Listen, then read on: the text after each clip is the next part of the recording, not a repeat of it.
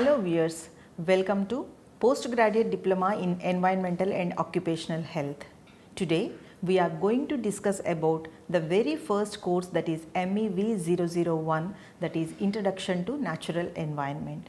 So I would like to emphasize only on the introduction to natural environment. So every one of us is sustained by various kinds of natural resources. For example, food, materials and energy. So these three are most important, which are harvested or otherwise extracted from the environment. So our need for those resources is absolute. So we cannot survive without them. Moreover, the same is true of all other species, not only for human beings. So every organism is a component of an ecosystem that provides the means of subsistence and collectively the needs and activities of people that comprise a human economy. So that economy operates at various scales, that ranging from an individual person to a family to the communities like towns, cities, nations, states and ultimately the global human enterprise. So while an enormous number of people, they are supported by the global economy, a lot of environmental damage is also being caused. The most important of the damages are the depletion of vital natural resources, various kinds of pollution like climate change and widespread destruction of natural habitats to the extent that the survival of many of the natural ecosystems and species of earth which are at grave risk.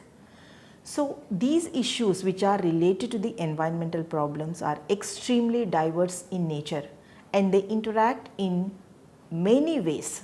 So despite this complexity, environmental issues can be studied by aggregating them into three broad categories. The very first one is the causes and consequences of the rapidly increasing human population. And the second is the use and depletion of natural resources. And the third one is damage that is caused by the pollution and also the other disturbances like the endangerment of biodiversity. And the last one is causes adverse health effects, which is most important. So these are extremely big issues. Their sustainable resolution that poses great challenges to the people and their economy at all levels. So it is important to understand that the study of environmental issues should not be regarded as being a gloomy task of understanding awful problems.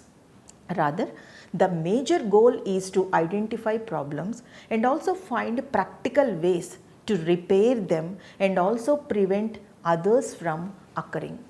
So, these are worthwhile and necessary actions that represent real progress towards an ecologically sustainable economy.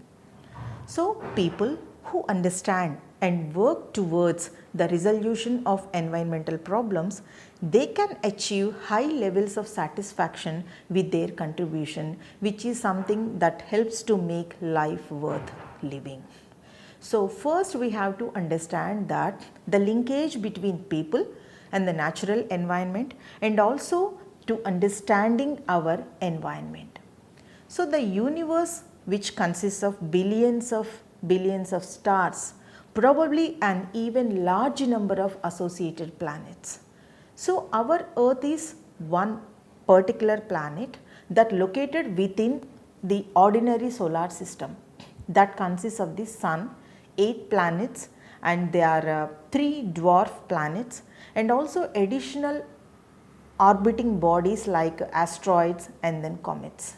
So now we have to explore the linkages between people and natural environment and also understanding our environment. So here the universe that is consist of billions and billions of stars and probably an even larger number of associated planets. So our earth is one particular planet which is located within a seemingly ordinary solar system that consists of sun, 8 planets, 3 dwarf planets, and also in additional orbiting bodies like asteroids as well as comets. So, Earth is celebrated as the only one place in the universe which is known to sustain life and also its associated ecological processes. Of course, this observation simply reflects our present state of knowledge. We do not actually know that organisms do not exist elsewhere, only that life are its signals that have not yet been discovered anywhere else in this universe. So, it is very surprising fact. In fact, many scientists believe that because of the extraordinary diversity of environments and also that must exist among the innumerable planets of the multitudinous solar systems of these universities. So, it is likely that life forms have developed elsewhere. The fact remains that Earth is the only one planet definitely known to support organisms and also the ecosystems. And we are very privileged to have our Earth. So, this makes Earth an extraordinarily special place. So, we can consider the universe at various hierarchical levels. So, the scale that ranges from the extremely small, that is the subatomic particles and also photons, to the fantastically large as well as the galaxies and also ultimately the universe. So, the hierarchical organization of the universe, the very first is the universe and then galaxies and also the solar system. So, our solar system comprises Earth and also the biosphere. That next the biomes comes and also communities, species and then populations, individual organisms, organs and then tissues, cells, organelles, biochemical and other molecules, atoms, subatomic units. So, it is same time it is complex as well as it is simple. So, the segments of environment, if you can understand, so the term environment that refers to one's surroundings. So, the physical and biological factors along with their chemical interactions that affect on organism or a group of organisms. So, the environment is the biotic and also abiotic surroundings of an organism or population and also consequently the including the factors that have an influence in their survival, development and evolution. So, the environment that can vary in scale from microscopic to global in extent. There are number of examples like marine environment, the atmospheric environment and the terrestrial environment. Though the sun, total of all surroundings of all living organisms, including natural forces and other living things which provide conditions for development and growth as well as of danger and damage. So, if we will look into the as such atmosphere, we have to understand and then highlight the vital role that is played by the atmosphere in the survival of life in this planet. So, the atmosphere is the protective blanket of gases which is surrounding the earth and also it protects the earth from the hostile environment of other space, that is a outer space. So, it absorbs IR radiation, that is the infrared radiation which is emitted by sun and also re-emitted from the earth and thus controls the temperature of the earth. It allows transmission of significant amount of the radiation only in the regions of 300 to 250 nanometers, that is near UV, visible and near IR, and also it is 0.01 to 40 meters, that is the radio waves. So, that it filters tissue damaging ultraviolet radiation below 300 nanometers.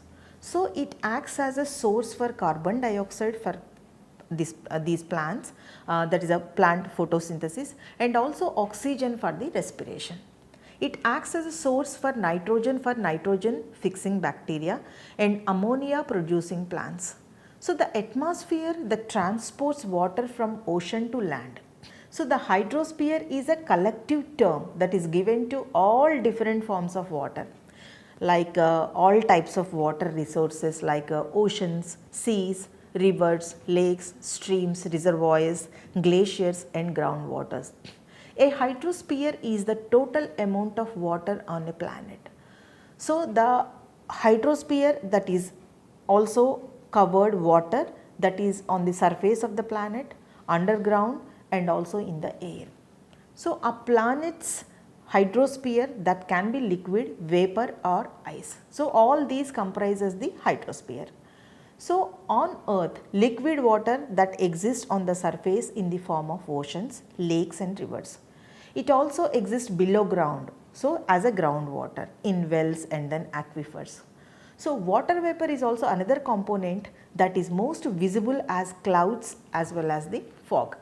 So, the frozen part of Earth's hydrosphere is made up of ice, glaciers, ice caps and also icebergs.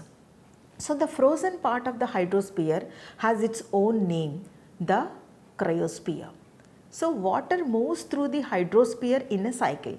Water collects in clouds, then falls to earth in the form of rain, everybody knows about it, or otherwise snow.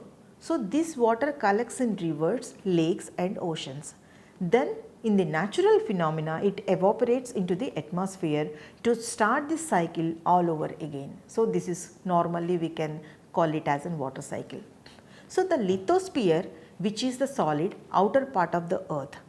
The lithosphere, that includes the brittle upper portion of the mantle and also the crust. So, the outermost layers of the earth's structure, it is also bounded by the atmosphere above and the asthenosphere, that is another part of the upper mantle which is present in below. So, the lithosphere is the most rigid of earth's layer, although the rocks of the lithosphere, which are still considered, it is elastic in nature. So, they are not viscous. So, the asthenosphere is viscous and the lithosphere asthenosphere boundary, that is a LAB, normally we can call it as, is the point where geologists as well as the rheologists, the scientists who study the flow of matter, mark the difference in that is the ductility between the two layers of the upper mantle. So, here the ductility that measures a solid material's ability to deform or to stretch under the stress. So, the lithosphere, that is far less ductile than the asthenosphere. So, the elasticity and ductility of lithosphere, that depends on temperature and stress and also the curvature of the earth itself. So, the lithosphere, which is also the coolest earth's layer, in fact some definitions or some literature of the lithosphere that stress its ability to conduct heat, which is associated with the convection that is taking place in the plastic mantle below the lithosphere. Now, we will see the biosphere. The biosphere, we know that to the realm of the living organisms and their interactions with the environment like atmosphere, hydrosphere and lithosphere.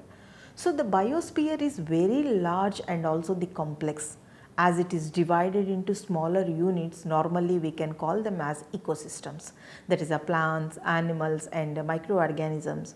So, which live in a definite zone along with the physical factors like soil, water and air that constitute an ecosystem. So, within each ecosystems there are dynamic interrelationships between living organisms or living forms and their physical environment. So, these interrelationships that manifest as natural cycles, that is hydrological cycle, that is a water cycle, and then oxygen cycle, nitrogen cycle, phosphorus cycle and also the sulfur cycles. So, these cycles we can also learn about in the other sessions. So, the natural cycles which operate in a balanced manner, that providing a continuous circulation of essential constituents which are necessary for life and that stabilizes and sustains the life process on the earth. And it is also an important ecological principle which is all species which are sustained by the environmental resources. Normally we can call it as goods and services. So, they are provided by their ecosystems. So, all organisms that require specific necessities of life like inorganic nutrients, food and habitat with particular biological and physical qualities. Green plants, for example, that need access to an adequate supply of moisture, inorganic nutrients like nitrate and phosphate, sunlight is highly required, and also the space. Animals, they require suitable foods of plants or animal biomass, whatever it is the origin, and then organic matter, along with the habitat requirements that differ for each species. So, it is important to understand that humans are no different in this respect from other species. Even though this dependence may not always seem to be immediately apparent as we live our daily lives. So, we depend on environmental resources like food, energy and shelter and water to sustain ourselves and also our larger economies. So, the development and the growth of individual people, their populations and their societies and culture which are limited to some degree by environmental factors. There are number of examples of such constraints like excessively cold or dry climatic conditions and mountainous or otherwise inhospitable terrain, and also other factors like that influence food production by agriculture or hunting. With all these matters, the humans are often able to favorably manipulate their environmental circumstances. For example, crop productivity that may be increased by irrigating agricultural land or by applying fertilizer or by managing pests. In fact, humans are enormously more capable of overcoming their environmental constraints than any other species. So, that is a fortunate effect.